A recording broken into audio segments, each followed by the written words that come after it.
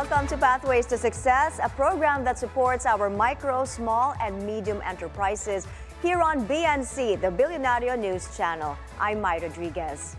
The Philippine Franchise Association projects an 8 to 10% growth in the industry this year, with foreign brands showing increased interest and local brands expanding to more branches. This vibrant growth signals a strong and thriving market for franchising. If you've been contemplating on getting one, listen in and let us help you make that decision. Joining us is Velle Cacha-Manuel, Assistant Vice President for Consultancy in Marketing or for Consultancy Marketing in Francorp Philippines. Hi, Velle. Welcome to the show. Hello. Thank you very much for having me. Thank you for being here. Now, tell us a bit more about the work that you do. I understand you have been working with some of the biggest and fastest growing franchises here in the country, like Shawarma Shack and But First Coffee. Yes. I'm doing a lot of lead generation and conversion strategies for our company, especially for U Franchise, which is the selling arm. And to put it on a layman's term, we sell franchises. Okay. So big part of the job is really to help educate more Filipinos about franchising and, to really present to them what are the viable and credible options out there depending on their, financial capacity, whatever location do they have. So it's just really to make them have that educated decision when it comes to getting into franchising. So we will talk a bit more about that, what is viable, Correct. what do they have to look into in getting into a franchise business. But with more than 10 years experience in the franchising industry, do you yourself have a franchise business? I actually belong in a franchise company, Francorp. Our mother company is a Francorp that we got from Chicago, from our founders about 30 years ago. And then this new venture that we have in our organization is Action Coach, a business coaching company that we got also from Australia. So for me, my personal experience is the most valuable part in being in a franchise business is the systems in place and the support that they continually provide for you to make sure that you are successful. Because from what I have learned is if we don't make money as a franchisee, they don't make money as well. Correct. Correct. Now, the franchise industry has been here in the Philippines for 112 years. Yeah. So how did it first enter the Philippine market, and what were some of the pioneering brands? All right, so from what I know is that franchising has been here, as you've said, since the 1900s, but it's only for the last 30 years that it has reached its infancy.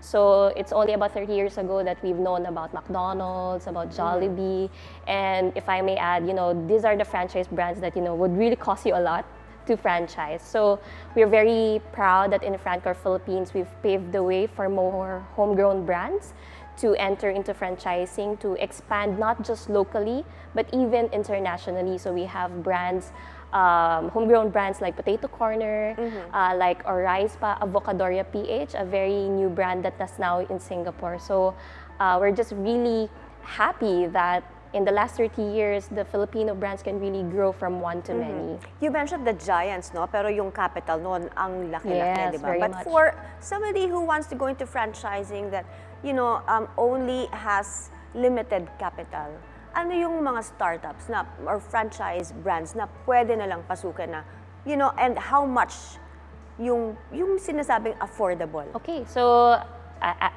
I can say affordable in a very subjective way. Yeah. So, but at least for the brands that we carry at U Franchise, we have Mr. Donut that you can start with about 350,000 for their starting packages. They also have a trial package that is as low as 99,000 pesos that you can have for a trial period. We do also have a lot of coffee concepts available that can be franchised for 500,000 pesos up. But also, you see that everywhere, the coffee brands. Yes. And what I also like about them is you can put them anywhere. It's not just, you're constrained in a mall location anymore. You can put it in a school, in transient, terminals, etc. Okay, that's good. Well, though, how does franchising compare to other business models, like, for example, licensing or direct ownership? Okay, so the very big difference in franchising is really the support. And you replicate, duplicate existing systems that makes the business successful. We define franchising as duplicating the success of a successful business. So whereas when you do a direct ownership, from the word itself, you really do it yourself. You create your own brand, you create your own product, find your own location, create your own store design, etc. So in franchising, you kind of have that head start. You can already start once you paid all the fees. You can already start operating the business because and there's make a money. model already. Correct. Okay, but when considering a franchise investment, tell us the advantages and also the disadvantages. Okay, so I've been saying a lot about the advantage, which is the support, which is the system. But the potential drawback, I would say, is that a lot of the Filipinos, or a lot of the people wanting to buy a franchise, they feel like in franchising, you can be very passive just because you already have the systems, the procedures in place. But that's not really the truth. You need to play an active role in running your franchise business as a franchisee. So, like in any business. correct, Yeah. like in any other type of business. It's just that you kind of, the best word is you have a head start. Okay, yeah, exactly. But what are the different types of franchising models available? How do they differ from each other? All right, so there are a lot of business models available here in the Philippines, but I would like to cite at least the top 5 that are very more familiar with us. So number 1 would be the business format franchising, which is kind of the most, the usual one, or the best type that we have here in the Philippines, wherein there is the business model and then you franchise that, you buy that, and it is turned over to you as a business. We also have the second one would be the master territorial or area franchise, wherein from the word itself, you are covering a certain territory. So like for example, us in Francorp, our license is a country master franchise. So also for some of the brands, it could be like, for example, we want an area franchise for Cebu or Davao, so that's how it works. And then the next 2 that I'll be mentioning will be very familiar for the gas brands or petroleum brands that we have here. This is the company-owned, dealer-operated? Correct. Okay. The company-owned, dealer-operated, or popularly known as CODO, and the dealer-owned, dealer-operated, which is the DODO, which is usually just the difference there is who owns the station or who owns. It's either the head office, the brand, or you as the dealer. And lastly would be the licensing or the product franchising, which is, to put the best example, would be the soda companies here in the Philippines, on usually how their distribution works. Okay, so what are the most, say you have a model, you already have, when you go into a franchise investment, then there's a model, then you could already own it. Ano yung dun sa mga areas na sinabi mo, yung pinaka-beneficial and most successful, yung mas madali? Okay, I would, not to sound so biased, but I do think that each of the model will have its strength and disadvantages or uniqueness on its own. But my advice is it really depends on what the brand is offering for you.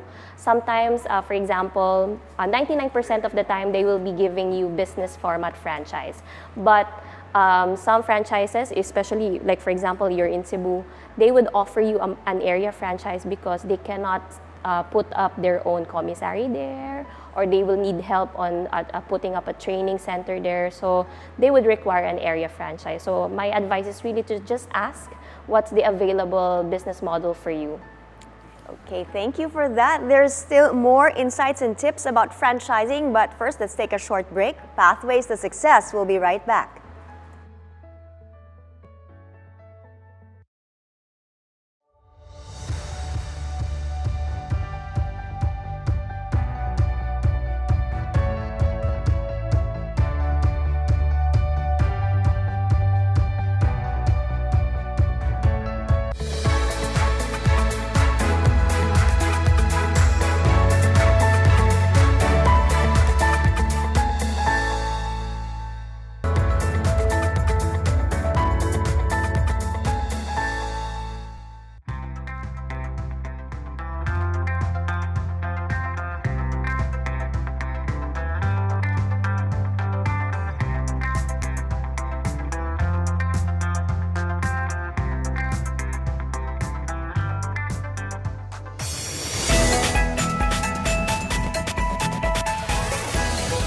Welcome back to Pathways to Success. The franchising industry is one of the country's fastest growing sectors. Let's discuss how to thrive in this market with Velle Cacha-Manuel, a certified franchising executive. Now let's go to the projected growth, Velle, of 8 to 10% this year. No, that's huge potential. So how can this be maximized by potential franchisees and also existing franchise owners? All right, so pretty much straightforward. It means that there's growth in there. So please take advantage of this if you really want to expand your business or start a business on your own. But one thing that I also would like to add into that is that as you have seen this growth, we are also seeing the growth in terms of franchise concepts. We have the likes of from womb to tomb, like a funeral service, a daycare center franchises, education center franchises as well. So there are a lot of the innovations out there that are available for franchises. So what this means for aspiring franchisees or franchise buyers is that you have so many unique concepts that you can choose from. So you're saying let's not just stick to the mold or what's popular out there. We can explore something like, for example, sinabi mo, funeral homes, meron ng franchises dito sa Pilipinas. Yes, there okay, is. And also money lending and e-bikes. Yeah. Okay, so yun, may growth din doon. So there are a lot of unique options out there that are not, before it was always F&B, kiosk, food cart, restaurant. So there are a lot of options for you out there. So you're saying as long as you have a unique concept and it's duplicable, replicable, you can go into a franchise business. Yes, very much, very much. Okay, so what are the steps now, the initial steps that you need to take when buying a franchise business? Okay, so buying a franchise actually differs per brand or per concept. So you need to make sure that you ask the franchisor about their specific steps in applying for a franchise. So please do allow me to be a bit of a consultant here to give you some tips on how to really get started. Explain it further for us. Yeah, sure. Number one is, always know your investment capacity first. It's very important to know your minimum and your maximum financial capacity, and that's how you narrow down your good options. And once you have the options, you can now proceed to choosing your brand.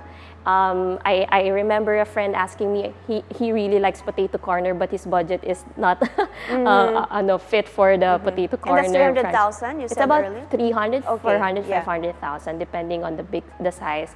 So my advice is maybe you can have your friends invest with you for the franchise, and also we kind of encourage them to have a bank loan, just to have that a bit of financial support in there. Just don't put all your eggs in one basket, basically. So there, choose your investment capacity and choose your brand. And next is inquire and meet with franchisors. And Ms. Mia, for the long time I've been selling franchises, Filipinos are still very shy in asking questions because they feel like if you go to a face-to-face meeting, you're already committed to that process. But no, the reality is we're just really happy to introduce our franchise concepts to you and hopefully break some of the misconceptions as well that you might have for a specific brand or about franchising. So please do meet franchisors. Don't stop in just researching through search engine platforms. Do meet them, do give them the opportunity to pitch their concept to you. Explore your options. Correct. Yeah, so for example, yung sinabi mo potato corner, 300,000+, but yung for a milk tea business, which is also popular, how much is the initial capital? Yeah, so it would really vary depending on brands, but there are brands that could start at about 500,000 pesos, up to 1 million. Again, it depends on what type of franchise, store size rather, that you are looking for. So with so many options out there, how can a potential franchisee assess whether something is right for them? Yep, so number one, you need to make sure that it is a brand that you like.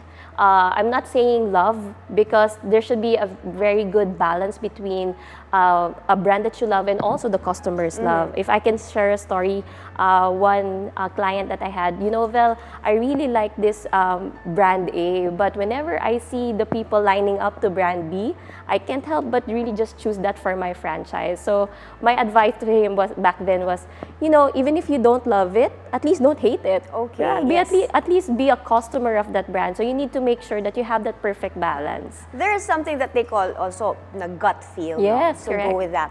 as well. Yes, that's very much. And after you have that gut feel in place, do your due diligence, your research, make sure that they don't have, pending cases in court or anything. Yes. So when you're reviewing a franchise agreement, which parts should franchisees pay extra attention to? Okay, so the franchise agreement is the legally binding contract that you have in the franchise relationship. So make sure that you are familiar with the terms that are in there. Us in new franchise and in Francorp usually advise our franchisees to have a legal expert also read it for them. So if there are items or clauses in the franchise agreement, they can clarify it to the franchisor. So they need to make sure that they understand the terms, the renewal clauses as well, what we call territorial designated area as well, how much of the foot traffic is for your store, so that if someone comes in with a similar brand, your store will not be cannibalized. Also, in terms of termination, what will be the grounds that are subject for you to be terminated in the contract? So you need to be familiar. Do you need a lawyer for this, or at least have a business advisor with you? Yeah, it will be the best way to do it. Although our franchise agreements are quite easy to understand, but of course, that's always the best way to go. So, okay, you're reviewing the franchise agreement. You've put this investment already. So, for the startup phase, what common pitfalls should new franchisees avoid? Okay, so I would like to share two common pitfalls that happens in startup franchisees. But new franchisees are actually one of the best kinds. New franchisees are very excited about their investment. It's their hard-earned money, so they really work their ass off to really pull it off, to make it successful. So for new franchisees, the common things that you should be avoiding is don't be a passive franchisee. As I've mentioned, you need to do your part in making the business successful, and don't focus too much on getting your fast returns. I think that's one of the common mistakes as well. You need to make sure that you're running a business that's sustainable. Now, even if it's doing a break-even sales, that's fine for at least 1 month, 2 months, but you need to make sure that it's more for the long term than just getting the returns. And be hands-on. It's your business after all. Right. So we're taking another short break, but stay with us. We've got more to cover on how to buy a franchising business, only here on Pathways to Success.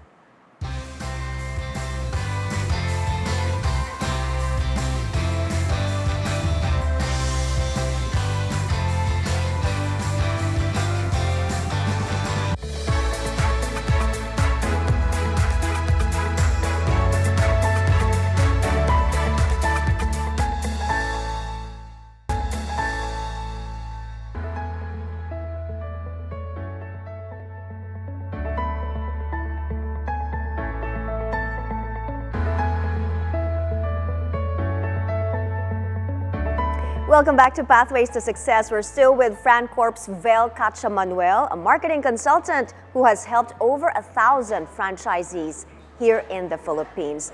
Now let's go more into the nitty-gritty of owning a franchise. How crucial is it for franchisees to adhere to the franchisor's operational standards, and what are the potential consequences of non-compliance? Okay, so very much, as I've said, it's duplicating the success of a successful business. So not operating based on standards can definitely cause your failure.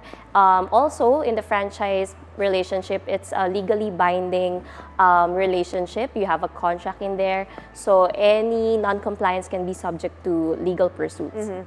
And there are so many scams out there, even when it comes to franchising. What are some of the red flags to watch out for? It's very easy. If it's too good to be true, then probably it's not. That's what they always say. And if you suspect that a franchising offer might be fraudulent, what steps should you take to address the situation? Okay, make sure that you, as I've said, if your gut feel says something is wrong about this brand, and you need to take a step back and just look out for more options. We have about 1,800 brands in the Philippines, so just go on to your next option. And do your research, your due diligence. So please tell us of any upcoming events that could assist anyone out there looking to buy a franchise. Pardon, ma'am, sorry? Any events coming up? Okay, the event, sorry. We have the upcoming one, Bacolod Franchise Expo, happening on October 2. So make sure you follow the Philippine Franchise Association Facebook page. There will be lots of the promotions there when it comes to the upcoming franchise event. So, but that one is the nearest event that you can go to if you want to really start looking for franchises. Right. Watch out for that. And thank you, Velle, for coming to the studio. Sure. Thank you. Great advice from Velle Cacha-Manuel on how to thrive in franchising. Success in franchising relies on strategic planning and flexibility. Stay on track, apply the right strategies, and you're set for long-term success. Always remember, the more you learn, the more you earn. I'm Mai Rodriguez. Thanks for joining us on Pathways to Success. See you again tomorrow here on BNC, the Billionario News Channel.